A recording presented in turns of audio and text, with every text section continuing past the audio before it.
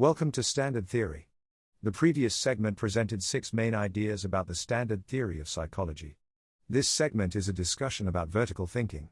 The standard theory of psychology describes something called the Standard Behavioral Index. This index describes the 2 main scales related to human behavior. One of those scales is the scale of impulse, or the Z scale. The Z scale measures and organizes processes referred to as vertical thinking.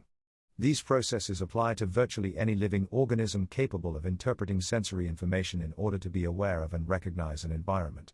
Once an organism is exposed to information from its environment, whether light, sound, vibration, heat or otherwise, the processing of that information can be accounted for based on the Z-0 or Z-0 scale.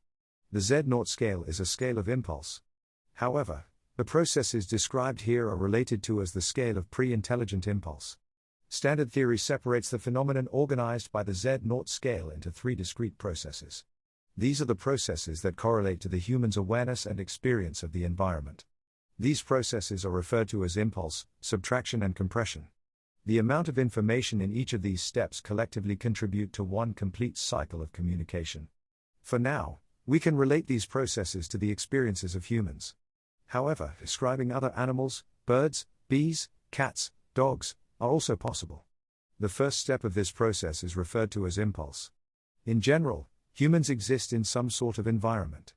In that environment, a human will be exposed to information. The information as well as the sensory organs that a human can use to experience may vary, however, the exposure to that information allows the human to experience or recognize something about that environment. According to standard theory, the exposure to this information will lead to the organism's sensory capacities to be excited or stimulated in some way. From there, these sensory stimulations from the environment can build up to a critical point. At this critical point, the amount of information from the environment will lead to the process of impulse. Theoretically, the process of impulse alerts the human that the information from the environment has reached a level which could affect the human's survival. This is achieved by comparing the activity or wakefulness of the baseline processes in the brain with the activity of the environment.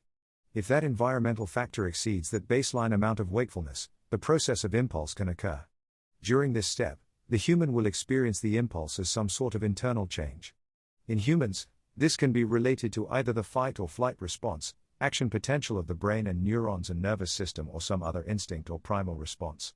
From there, the second step, referred to as subtraction, can occur. In the first step, some amount of information has caused the process of impulse to occur. The subtraction is the pattern of information from the environment that has triggered the impulse.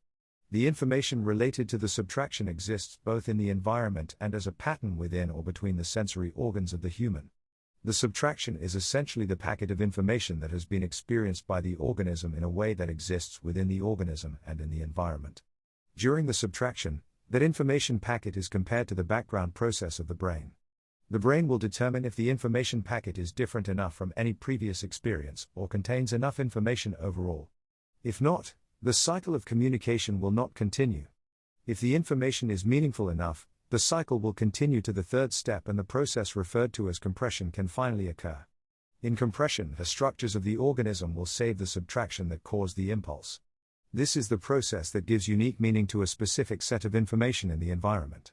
The compression will keep a copy of the subtraction within the brain even after the human leaves the environment or after the environment has changed.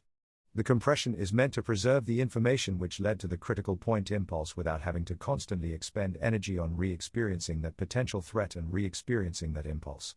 This cycle of impulse, subtraction and compression as a complete cycle is referred to as vertical thinking. This describes the way that humans learn from their environment. The copies of their experience, or the compressions, become stored within the structures of the brain as a low-energy version of the information from those experiences. This low-energy status allows the storage of information that is obtained by experiencing information from an environment. By doing this repeatedly, the amount of energy used to experience those aspects of the environment is lowered overall. Once a completed compression is obtained, that compression theoretically becomes part of the background of the human's overall awareness or as a part of their wakefulness. This wakefulness is comprised of the familiar information that has already been learned and compressed in a low-energy state. There is a chance that this process of impulse, subtraction and compression can be disrupted or deranged, meaning that the experience either does not cycle to completion or fails in some way. This type of process leads to a non-standard or irregular amount of information being experienced or processed. We will not discuss the effects of that for now. We will continue to focus on the processes related to complete cycles of communication in a unilateral sense. According to standard theory, each completed cycle of communication contains a specific, interval ratio amount of information. In vertical thinking, that amount of information is referred to as a subtraction. A subtraction can be referred to as a low-energy process since the purpose is to store patterns of information related to experience in an inverted or low-energy format. The human brain has the potential to experience very specific subtractions which can lead to the activation of the newer, higher energy or intelligent areas of the brain. These areas of the brain differ from the areas associated with vertical thinking. In vertical thinking, the processes of the associated structures are meant to conserve energy by converting information from the environment into a low-energy compression. In intelligence, though, the purpose is to convert these low-energy processes into high-energy processes in order to combine and create new associations which are comprised of multiple low-energy processes. This process of combining low-energy experiences into high-energy experiences is the fundamental process of intelligence, which we will discuss next. Please join me in the next segment to discuss horizontal thinking and intelligence.